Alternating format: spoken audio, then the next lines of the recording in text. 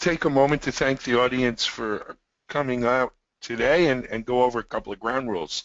As Gus mentioned, my name is Alan Schimmel. I'm the editor-in-chief of DevOps.com. For those of you who are not familiar with the GoToWebinar control panel interface, which hopefully you see on the right side of your screen, there are a couple of sections there that are set up for you to, for instance, ask questions. We have set aside time at the end of the webinar today for a questions period, and if you type your questions into the area marked questions, you can type them at any time and we will get to them at the appropriate time in the webinar today, but this way you don't have to worry about forgetting them or anything. You can type them in at any time. There's also a chat section where you can reach out and chat to other attendees, participants, etc. As Gus is referring to, we do have a few polling questions that we are going to ask today, and I'm going to ask Jules, who is our webinar engineer, to run the first question now, if that's okay, Gus? Yep, I think that's great. Okay, have you ever installed plugins yourself? And it's really just a yes or no answer. We'll ask you to answer this. We'll give you just another 5 seconds here. 5, 4, 3, 2, 1. And as we can see, about 75% of you have. 3/4, that's a super majority, and about a quarter of you have not. And that will be good for Gus to understand as we go forward. We have a couple of other poll questions, do we not, Jules? Let's try to get to the next one. Have you ever authored a plugin yourself? And I suspect the answer will be very upside down from our last one, but if you can answer that now, we'll give you another 5, 4, 3, 2, 1. That's it. And answers are even worse than I thought. So 91% have not. But that, I mean, to be fair, Gus, as I'm sure you'll know in your experience, that's probably about right. Yep, so far this is about what I've expected. And just to give context to those of you happily filling out this information for me, part of what I'm going to be talking about is just the sort of end-user effects of what a UI overhaul for Jenkins could look like, and that's largely the good news half of my presentation. But then if some of you have also authored plugins, there's a handful of compatibility concerns. So based on your answers to these questions, that's going to sculpt both how technical discussion this is going to be, as well as how much sort of conversation we'll need to be having about the particulars of how plugins may or may not be affected, if that makes sense for everybody. Okay. And our next poll question is, do you consider yourself an active participant in the Jenkins open source community? And again, if you can answer here, we'll give it just 5 more seconds. 5, 4, 3, 2, 1. Oh, and this is a little surprising. I thought it would be 50-50. So 82% consider themselves not active in the Jenkins community. Interesting. Okay. So my reason for asking this last question here is that as I'm proposing these changes to the Jenkins UI, and since Jenkins is an open source tool, I'm very eager to get as much and as direct feedback from the likes of all of you, whether you consider yourselves members of the Jenkins community or not, as absolutely possible.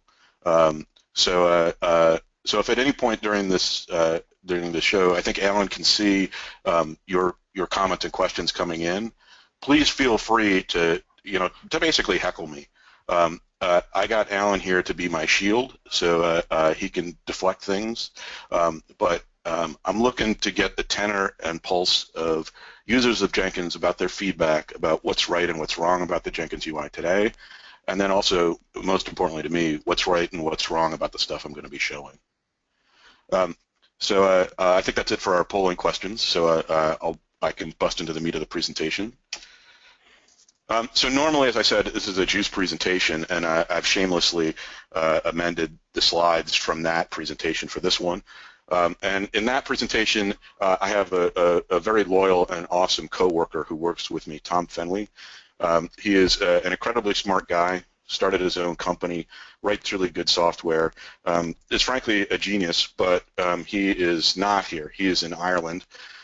So he is not going to be handling your questions. Instead, you've got me. I am far and away the better looking of the two of us.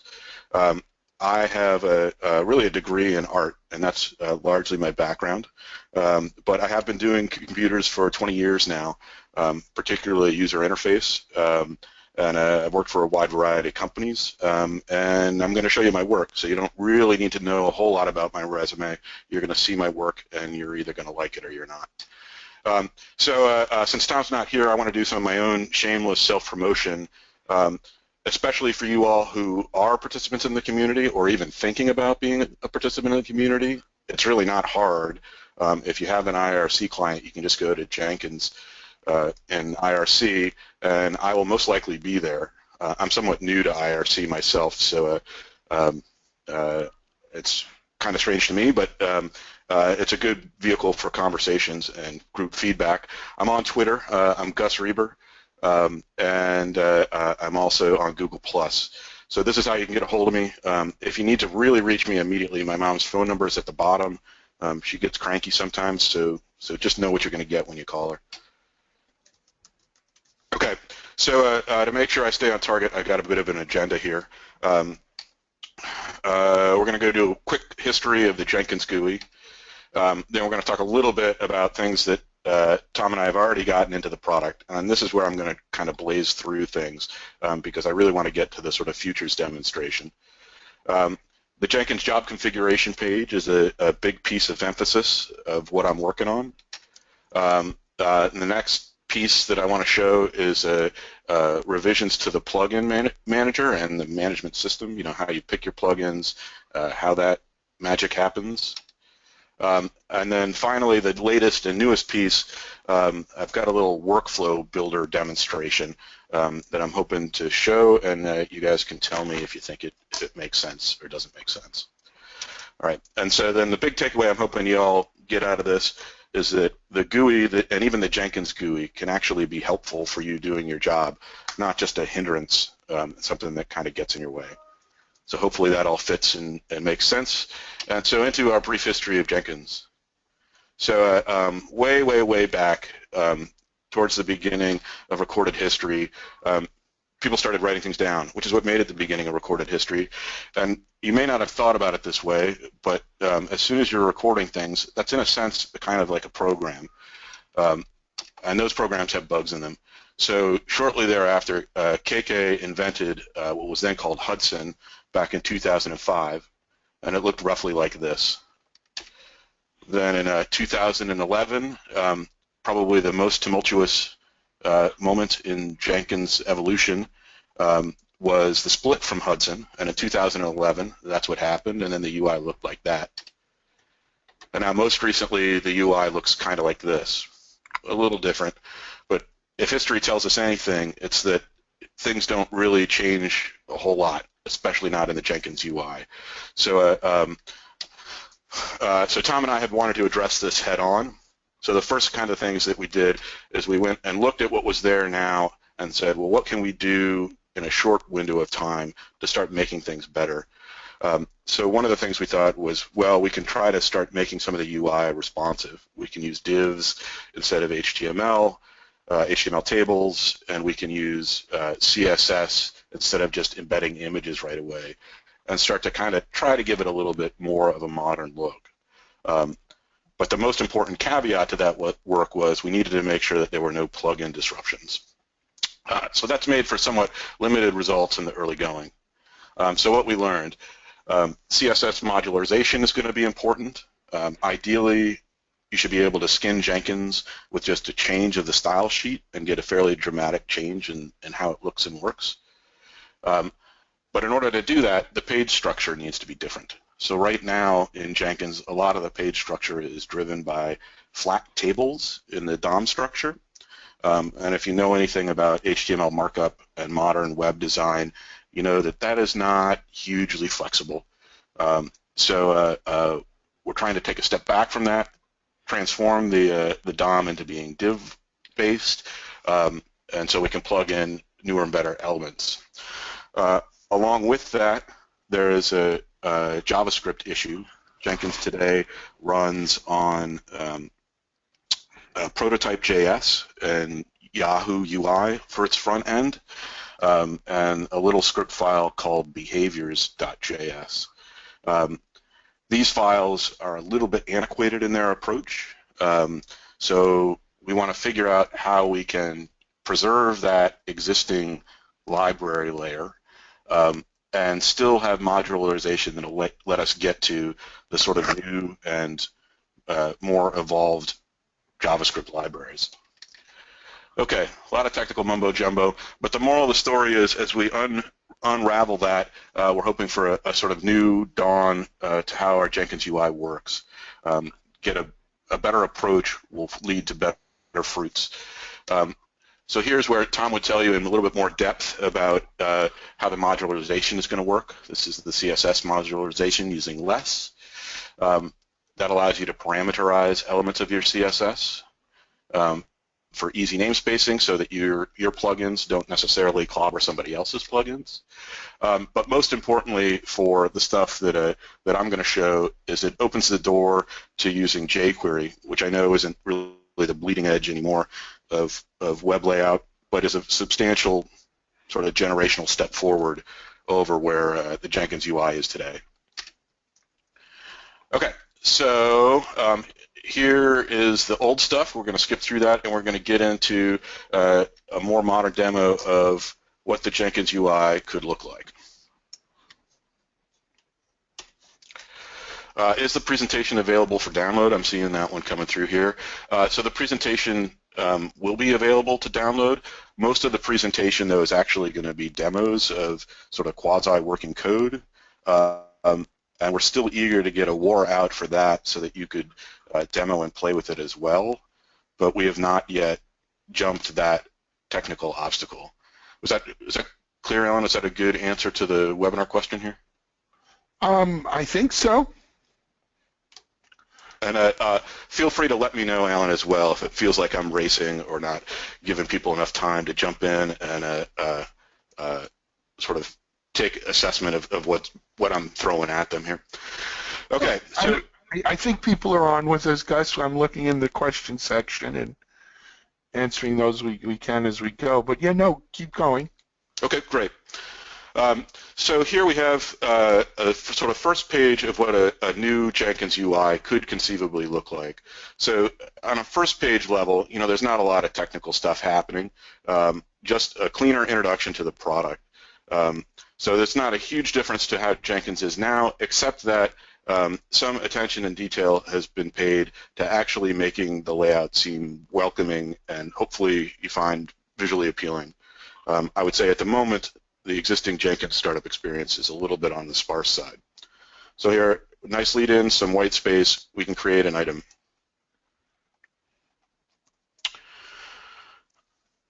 All right, we'll see how fast my multiprocessor machine can actually turn out to be. Okay, so this is a bit of a change here, and this change specifically is geared towards CloudBees' platform, where we have a number of plugins immediately installed. But I'd like the group to consider a sort of more generic problem that open source Jenkins might also bump into. And the gist of this problem is, as you install plugins, each plugin potentially adds to this list of item types that can be created. And we want to have as many as possible plugins available in the community.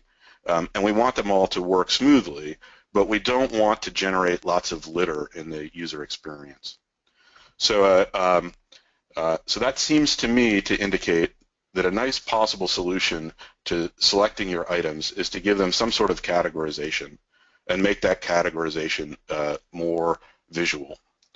So in this particular example, I'm calling out these categories even though there aren't items necessarily to fit in them just based on my particular installation. But again, that's meant to illustrate sort of the problem that I'm grappling with. So hopefully this sort of will make sense. So here we see the different kinds of items that can be created, grouped into these categories. They still have their detailed hovered text. Now, in the right real world, because I only have 4 items here, it wouldn't make sense to add these abstract categories, right? If you only have 4 items, you don't need 6 categories to sort them. But if I didn't just drop them out here, then my quasi-working demonstration wouldn't actually work. So ideally, we'd make this code smart enough that it would say, oh, you only have 4, we don't need categories. But hopefully that you can see that that's a fairly trivial sort of if-then statement. But anyway, so we'll create my new job, Gus test job. And we'll create it.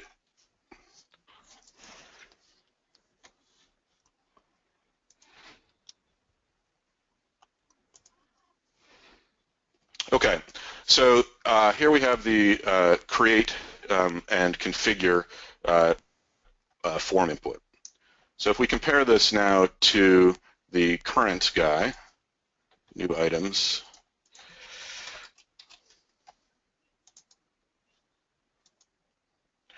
you can see that this gets to be a pretty good laundry, I like to call it a sort of toilet paper list of elements. They're all pretty difficult to distinguish from one another. And if you're scanning, there's not a lot to scan. There's no real grapple points that show you which segments are related to what segments. And this gets particularly bad if you start adding lots of build steps, right? So as this guy gets bigger, we can nest all kinds of things in here. Let's toss in mercurial. This list, anyway, if you're all familiar with Jenkins, this list grows and grows and grows and grows. And then, especially coming back to a configuration already made, it's very difficult to find your spot in the toilet paper list of options. So to address that head on, the first thing I wanted to do was call out the section blocks and allow them to be minimizable. So you should be able to clear out some of the clutter and find the areas that you need. This becomes not just a visual element, but potentially a functional element. When you're linking from a particular context back into your configuration file, we can set these to auto-close and open particular areas of interest based on the context of the link that you clicked. So if you clicked on something that suggested that you'd be interested in source code management, immediately open to source code management. Similarly, in Jenkins today, as you get these sort of nested node elements, it gets to be progressively more and more difficult to tell which attributes are related to which sub-portions of the ever-expanding tree of configuration options that are selected. So the next sort of aesthetic piece that I wanted to take on was making it really clear which subsections related to which elements. So if we were to add more local options, it remains clear that this is module configuration, one of many in the Subversion source code management selector. So hopefully that sort of makes sense.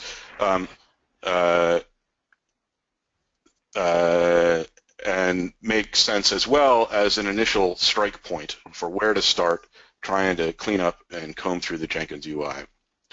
So in looking at this config page, you may also be noticing that I've got some buttons over here and some pieces that maybe seem like they're missing have been moved around. So in general, I understand it's a UI bad to take something that's on the was on the left and just move it over to the right. Nonetheless, I've done that. So I've taken the actions that were on the left and I've moved them over here to the right. So these guys are equivalent to this section here. And you may be asking, well, Gus, you just said you knew that was a UI bad, so why have you gone and made my life more difficult by moving these guys around? So I'd like to suggest to the audience that in Jenkins today, there are sort of two kinds of actions. There are actions that are in context, and there's actions that are sort of global system actions. So your actions that are in context are all these little guys here on the right that perform a manipulation against a very specific job or sometimes against a folder. But then you also have other pieces like the build history widget, which is this guy here, that actually today are treated as contextual. If you navigate around, the things that you see in this build history widget change, but you'd really rather have them not be contextual. So the best way to get that out of mumbo jumbo land and to show what I mean is to go back to this demonstration here. Okay, so say I'm looking at a particular configuration. Now that doesn't mean that I don't care about what's building in the system today, right? So I may be looking at the child configuration of a particular job that's in the queue. I still want to be able to pay attention to whether or not that other job, you know, potentially running in a different folder, is still progressing according to plan while I'm making adjustments here.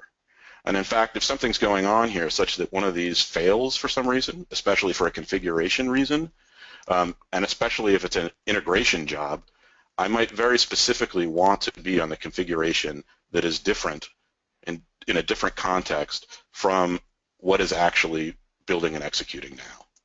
So, so that's part of the logic of switching things, some of these elements over to the right, leaving some on the left. And the other aspect of that is a general sort of view and a sort of reasonably established convention in UI that as you're moving through context, in general, you have your more macro context on the left and your more focused context on the right. So that's the convention that I'm trying to establish. These guys here on the left, this is all global context. The guys over on the right are, let's get rid of that. These guys over here on the right, these are your more local context actions. So build history is one example. I have the little phone guy here. This actually isn't implemented, so just to show you that some of this is smoke and mirrors. The CloudBees platform has a piece that allows you to collect support information, and that's, again, a global thing. It packages up the state of your machine and sends it off to the CloudBees support team. You would definitely like to be able to see and manipulate that form input while you're looking at the context of the thing that's broken or the thing that's having problems with you. And a very basic example, but reasonably compelling one, you have your system configuration. Today in Jenkins, if you want to go back and change, say, what plugins you've installed, you have to climb in and out of the file tree structure to get to the plugin configuration page. It ought to be the case that there is an immediate means of moving back and forth between what you're looking at here and what are your global configurations. So hopefully that makes some sense. The next piece, at Juice in Juice West in the US, the most recent one, I got quite a bit of feedback that in particular in the land of configuration, people have problems with the parameterization UI experience. So I have a slightly different build here where we can look at that guy in specifics. So you're able to add optional parameters to any specific freestyle build, and this uses something that is called the hetero control. If you've built plugins or have gotten under the hood at Jenkins, you probably know something about this guy. This is the UI control that allows you to add arbitrary additional configuration options to a specific guy. So let's see if this guy's broken.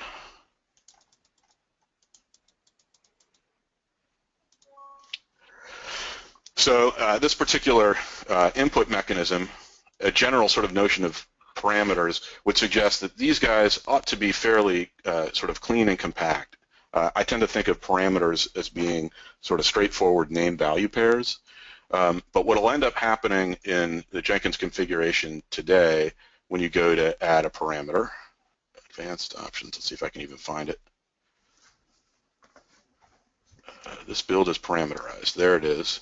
We add a parameter, Boolean parameter, and then maybe a choice parameter.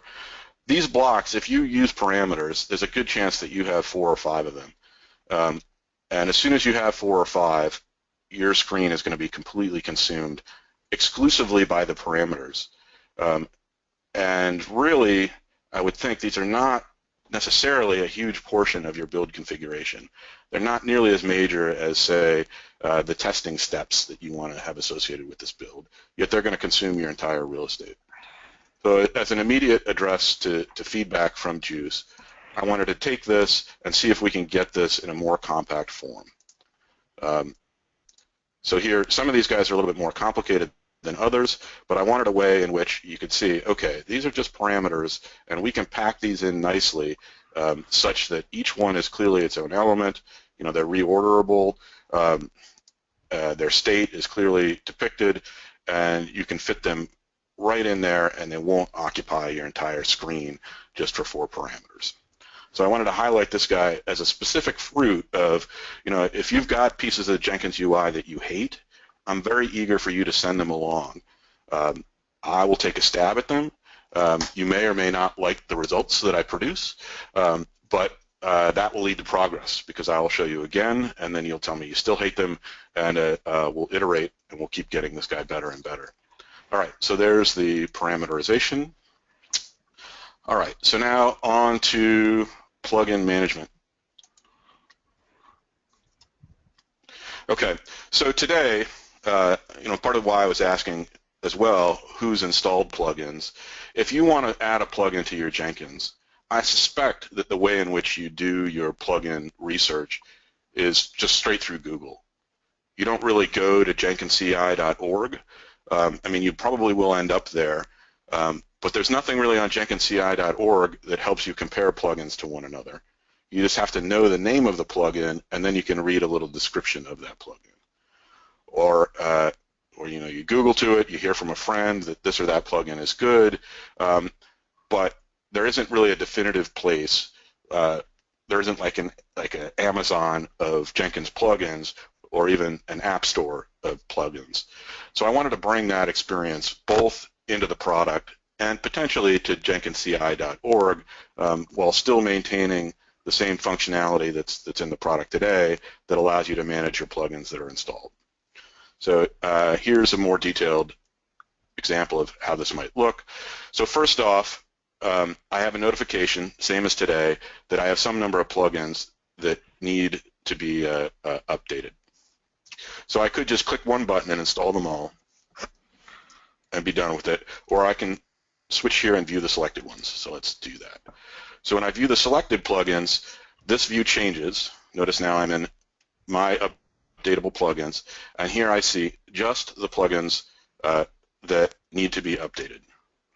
If I need details on them, well, here's my details.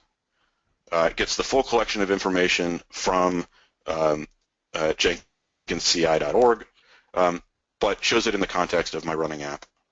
And because this is a guy that I have installed, I have these options available to it. I can uninstall, or I could suspend him, or in this case, I can upgrade him. So I'm going to close him down. But another portion of what I might do here in my plugin land is independent from this. I may also want to go browsing and looking for plugins, right? So I have a categorization here of the kinds of plugins that are available. And this list of the kinds of plugins that are available are meant to be sort of a narrative of what Jenkins as a product does. So I have SCM connectors on top, build and analysis, right? You know, what are my test results? Deployment, you know, how am I going to push this out to the world? Pipelines, if you are doing sort of sophisticated stuff and you need to integrate multiple jobs together or potentially coordinate efforts across multiple sets of test machines. Containers, you know, Docker, basically, but there are other kinds of container mechanisms if you're trying to set up your jobs in a specific sort of VM environment. Users and security, right, and then kind of general purpose. Obviously, you need a catch bag for everybody else. So this here is somewhat of a curated list. So you'll notice here I have another axis of what sorts of ways you might look at the plugins. This particular list comes from Daniel, who some of you may know, Daniel Beck. He's our community liaison from within CloudBees. So he's been looking at and assembling and hopefully gathering feedback from as many people as possible about how to potentially categorize these plugins and which are the most essential. Today there are about 1,000 plugins, a little more. Daniel's initial list is actually a little under 100 that he feels highly confident recommending are solid plugins that somebody might use. So that's a 1 to 10 ratio of quality to existing, or specialized. I don't necessarily want to say that the other 900 plugins aren't quality. They may just be so specialized that the purpose for using them just doesn't fit your model. But it still makes sense for most users for that to be sorted out. So so that's what this vertical breakdown is for. And then I also have a filter, so you could say, well, I just want guys that are related to Java.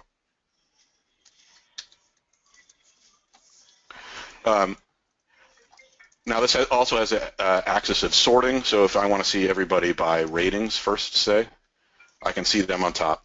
They'll still be by category, so they'll still be by connector or whatnot, but then within that category, everybody's marked correctly. You might also be noticing in this view that there's artifacting, sort of decoration for some of these guys. So what this is telling you here is that this guy is upgradable and he's installed. And that little button there means you can download an upgrade, so I could check him and say I want to download him. This guy here is not yet installed, but I could check him, and now he's ready to be upgraded. Similarly here, so I can also do multiple installs and upgrades with a single click. So that's the gist of the plugin manager.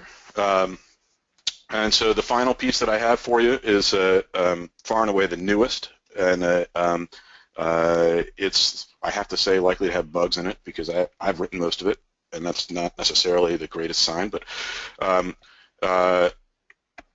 I have to give a lot of credit here to my boss and super genius Spike Washburn, who started with the original concept for this. But I really love it, and so I wanted to show it off and start gathering feedback about it. So if any of you all have been to Juice or listened to any of the CloudBees discussion, we're eager to push forward this idea that the best way to configure a job is really with some sort of configuration file or script that you can then check into your repository. And that means once you've got a build configured, that goes into your source control. Everybody checking out that chunk of code is then assured to have the same build configuration. And regardless of what Jenkins you do it on, right, that configuration is set. So that's sort of our view, and workflow is the prime enabler for it. So at first blush, you might think, well, gosh, Gus, that sort of sucks for you. You know, what they're talking about is replacing a configuration GUI with a coding GUI. And yeah, I cried for a little while. I called my mom. She yelled at me. But then I pulled myself together and thought, well, you know, maybe there's realm here to make this more approachable, especially for new users who might be thinking, gosh, you know, I chose Jenkins specifically because I didn't want to have to go write a configuration file. I chose Jenkins specifically because I wanted to just let my less technical QA people or even just my product or program managers kick off builds and make basic configurations without having to go into my source code. So I think it's important for CloudBees to figure out a way to kind of bridge that gap and make workflow, as we've been peddling it, approachable to essentially everybody. So what I have laid out here is basically a script builder. These three guys, each one of these, represents a stage in a workflow you might build. And I actually think it may be important for CloudBees to have a set of sort of pre-canned workflows that you start from that give you a sense for exactly what workflow is doing and what sort of things you might call a stage. So my three initial stages are checkout, build, and deploy. Okay, so hopefully that makes pretty good sense to everybody. But I could add a new one, so I can double-click here, and I get a prompt to create a new stage. So in looking at my list here, I've got checkout, build, and deploy. I also want to have a stage that's prep. Now I've got some environment variables and stuff I need to set up. So I'm going to go ahead and prep this guy, and I'm going to apply him. So then I get a new stage, prep, and prep needs to happen before I build. So I'll throw prep right in there. Okay, so now I've got a reasonable set of steps here. So what can I do to actually flesh these out? Well, I'm going to check out. I'm going to check out from GitHub. And I'm going to cry because somebody's calling on my phone. GitHub here drops into my checkout. And maybe I also use material. I can drop him in here really nicely. And what's happening as I do this is this is constructing the workflow script that will actually could conceivably be checked into my source code or plugged into what is today a very primitive UI for just pasting in a workflow. Over the long haul, what we'd want to do is have this automatically persist and go straight into your source code repository or be stored directly with Jenkins and have that magic happen for you without the sort of cumbersome sort of cut to keyboard paste kind of hocus pocus. But for the short run, this is already creating real workflow. So there's a potential for this to have valuable use, especially for people just getting started with workflow right away. This could be posted on a website and it would still build your workflow based on how you modeled it. Okay, so that being said about how close this is to working right away, it's not actually super close. There's a number of bugs in it that I will probably trip over. Also, in a lot of cases, I have not completed the syntax builder yet. So, so the syntax here, you notice when I did Mercurial, I also got GitHub syntax. So my syntax building is not quite right. But what is right is this JSON model that is being constructed as an intermediary step. So normally I wouldn't show the JSON model here, but because this is still a fairly early prototype, I'm showing it here now so that you can get a sense for how this works and hopefully by extension know a little bit about what this means and the sort of power that it could have. So in drawing up this UI, I'll get a definitive declaration of basically the steps in my workflow. And so the next steps for me and for us at CloudBees is to write the right translators, write the right input mechanisms that allow this to become real workflow here. So with those caveats aside, I'm going to sort of continue on to give you more of a feel for how this works. So I have these guys as checkouts, and I'm thinking about that, and I'm saying, well, I have this as its own stage because I think maybe there's a possibility I'm not connected or GitHub is down or something, and so I want to know if one of these guys fails. So I'm going to grab a little try-catch guy. So this is we're going to call this guy check connections. We're not going to, if it failed once, it's always going to fail. And then we want to check Mercurial. And then if it fails, I want to get a message. Tell me checkout failed. Right? And yeah, let's do the same thing for GitHub.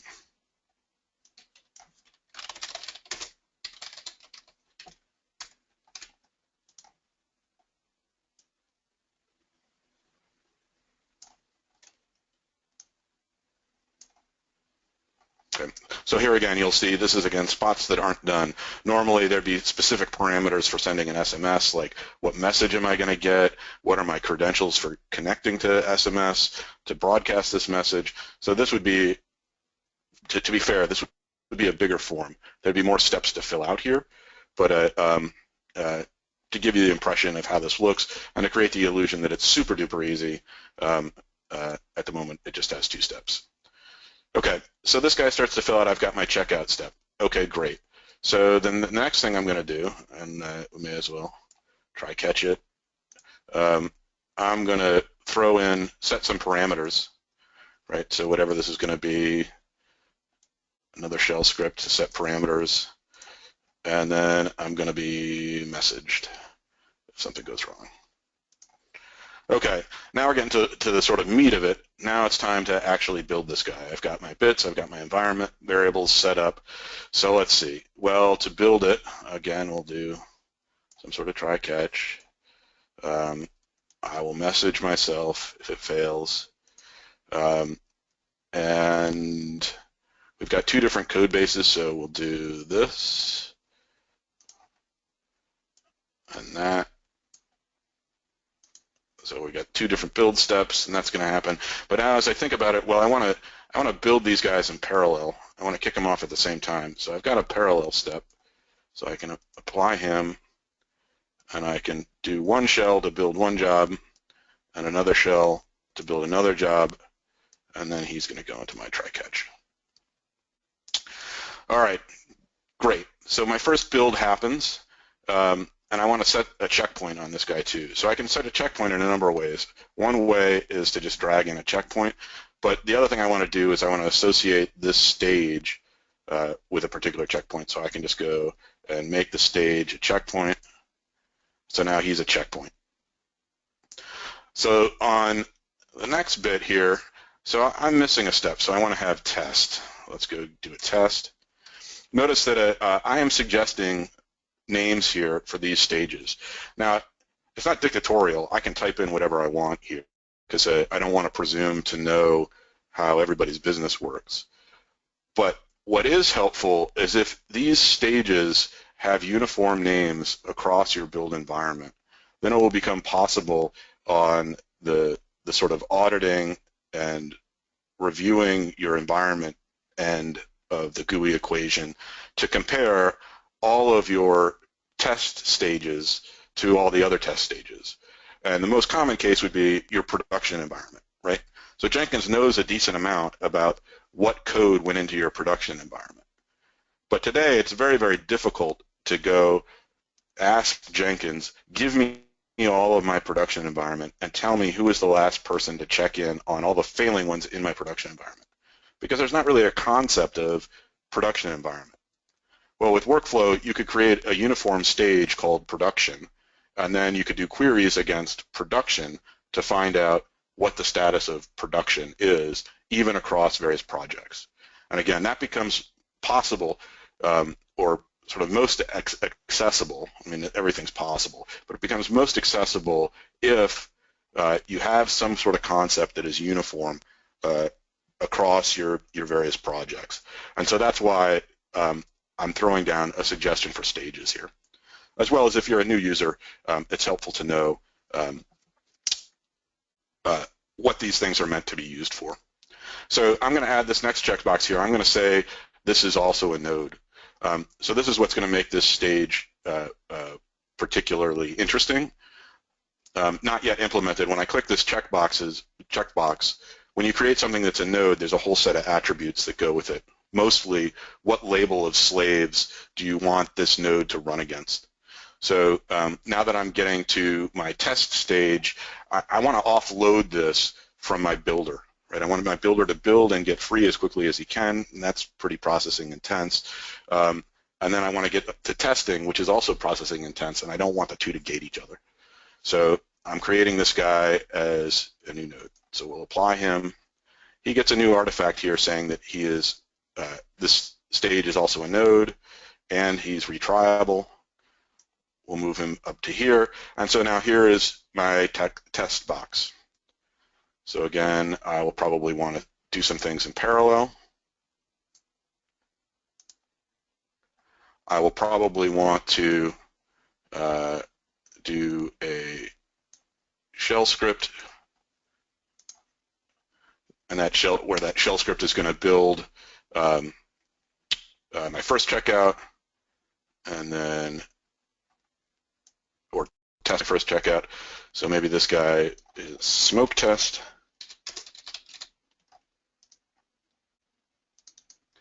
And maybe this guy is integration test.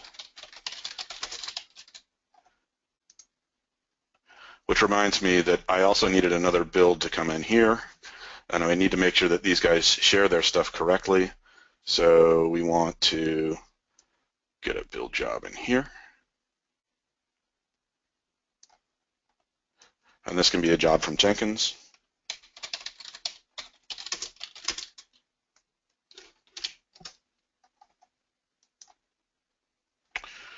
Okay, and we want to package this up because this is moving from one machine here. This had all been running on one machine. This test machine is going to be on a different machine. So we need to stash this. And the first thing we're going to need to do then is unstash in our test environment. And perhaps all of this needs to happen in a Docker container.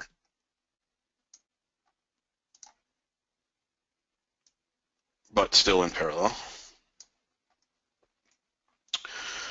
So, and again, here all along, this is building a progressively more and more complicated workflow. And maybe the last thing we're going to throw in here is maybe there's a manual test. We'll do this in parallel as well. We'll call this manual test group. And it is going to have, obviously, a shell script.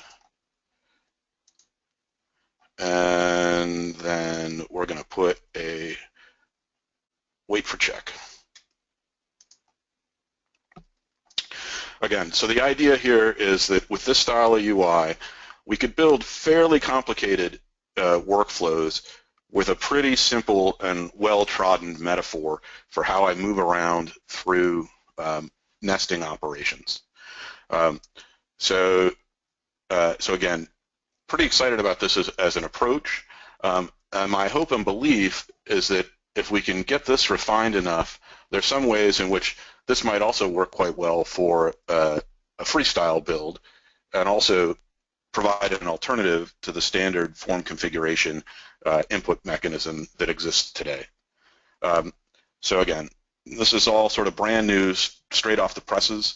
I'm eager to get it out to you all for some amount of evaluation as quickly as possible, so that if this is the wrong approach, we can scrap it and move on. So that was a lot of just straight through talking by me. So I want to pause and catch my breath and see if there's any spot that I can add clarity or start gathering feedback. That was awesome, Gus. This is Jules from DevOps.com. So you actually won't have a lot of time to catch your breath because we have a ton of questions here. Are you going to be able to get to some? Yeah, I'd like to. That's really the most important part. And so I just want to remind everybody, if you have IRC, you can go and hit me in the Jenkins IRC room, and you can talk to me there. And I'm eager to engage everybody as directly and for as long as possible. I'm also on Twitter. Obviously, the character limit there makes communication sometimes difficult, but I'm eager to tweet and be tweeted and converse with people about the Jenkins UI, because that's really what I'm doing here. I'm doing my dog and pony show so as to get feedback. Okay, awesome. Well, speaking of the IRC, one of the questions one of our users, Tim, had is he assumes the server is freenode.net. I didn't catch that. For IRC, the server is freenode.net. Yes, that's right. It's Freenode. All right, awesome. Another question from Michael is there any way to test front end of Jenkins plugins, and will that improve too? To test the front end of Jenkins plugins. I'm not sure I quite followed that. Okay, so what we'll do is we'll follow up with Michael. We'll get that question answered offline. Another question from Sanjay is, have you investigated Google Polymer as UI components for Jenkins UI?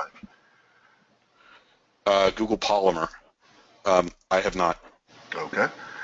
Question from Mark is, my use case, which might be common, is embedded Jenkins, i.e. my branding, customization, etc. Hopefully the refactoring will be able to, will enable this better than it works today. I'm sorry, what was the specific use case again? I'm not doing a great job of answering these questions. Maybe I'm not doing a good job reading them. This one, he says that my use case, which might be common, is embedded Jenkins, i.e. His branding and customization, etc. Yes. Okay. So way back towards the beginning of my presentation, some of the stuff that Tom and I sort of very first started working on is first about getting a better DOM structure into Jenkins, which will allow for much easier CSS rewrapping of the sort of Jenkins skin. So the answer to that question is yes, definitely. That's going to come a pretty long way and should continue to keep coming a long way pretty fast. Awesome.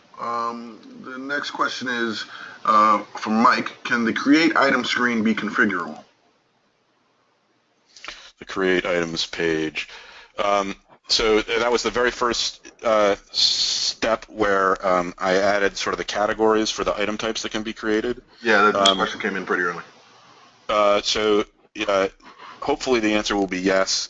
They're still tinkering with exactly how that categorization is going to work. Mm-hmm. But this is exactly where I'd want to get feedback. Okay. This question is from Corey. How will workflow fit in with the new UI? So that's a really good question. That's why I put a lot of emphasis here lately on this script builder. So to some extent, the first UI that I showed, the configuration UI, is really about modernizing sort of the freestyle job or derivations of the freestyle job. Plugins that work with the freestyle job, they use the same component library as the ones that I'm tinkering with to make changes to that configuration page. Okay. CloudBees, among others, is sort of pushing this notion that it would be really nice if instead of having a configuration UI at all, you handled a lot of this as code and with workflow. And so that's what this workflow script builder is really all about. There should be a different approach to how you introduce the idea of building a script versus how you do the name value pair configuration. So they are somewhat separate efforts, but they all fall under the moniker of making Jenkins a lot more approachable. Okay. Question from Nicholas is, what impact does the UI changes have on the job configuration behind the scene? Also, is configuration still stored in XML format? So nothing that I'm doing mandates a change to the storage of the configuration in their XML format. So where I would be interested in potentially changing how the configuration is stored is not so much on the creation and configuration end, but on the read end. When you're going to do analysis of what Jenkins has done, it's somewhat painful to climb up and down a flat file storage mechanism of XML files to look for specific properties and see if they've changed. But for the work that I've just shown with the configuration, it actually would do exactly the same form post that it does today. The only thing that I'm showing is a client-side change. Okay. Question from, let's see here, Chris. Will there be an expand all and collapse all buttons for the accordions in the new configured GUI? Yeah, I think we'd want something like that. We'd also want easy shortcuts so that specific pieces could be, let's put it in front of me, so that specific pieces can be collapsed and opened sort of, again, by context, and conceivably even by user role. That's where the expanding and collapsing accordion starts to get into a real feature and not just aesthetics, is when you put some governing in there for how and when particular pieces are shown. And honestly, while I like the aesthetic bits, I am most excited when it starts to become functional change. So I would like that to be the case. Okay. Mike asked if custom plugins are still supported. Yeah. So and that's really the trickiest bit. So at the moment, for this configuration change here, this dictates no particular change on the back end. So depending on what your plugin does, it's perfectly safe. Okay. But for some set of plugins, they have their own configuration UI. And that configuration UI may have shared components with this new configuration UI. In fact, likely does. And it is also possible when authoring a Jenkins plugin that you can sort of freestyle write your own script. So it's possible that you've written script that expect a very particular DOM structure to the presentation of your create element. I know this is all pretty wordy here, so hopefully I'm getting to the root of the question.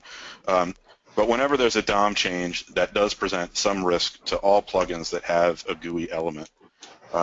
So we're very, very concerned and interested about that, which is part of the reason for my initial questions about who's building and using plugins. I think our plan at the moment is to generate a handful of plugins that we feel to be essential and super valuable in Jenkins, and make them a core part of our testing strategy for the configuration UI. So we will be basically always testing against those elements to ensure that we're not breaking them. Okay. Jamie asks, how likely is it that any of these UI changes will make it into the core open source Jenkins? When would we start seeing them there? Okay. So the short answer to that question is yes. Almost all of this is very related to the open source effort first, and then to the CloudBees platform second. In terms of timing, however, when you're working with a community, it's a little bit more difficult than working with a company in terms of coordination and planning, because you can't just get your 5 engineers together in a room and fight it out. You've got to use some of these online communication mechanisms. People are in different time zones, yaketa yaketa, blah blah blah. So the first answer to your question is yes, eager to get as much of this into open source as possible. The second part of the question is when. So not very much of this, although some of the sort of foundational plumbing is going to make the most recent LTS, and you're not going to see it immediately. It's just going to be foundational plumbing, JavaScript library management kind of stuff that enable this top layer here. That means that before you're actually seeing some of this stuff, there's still more layers to go on top of it.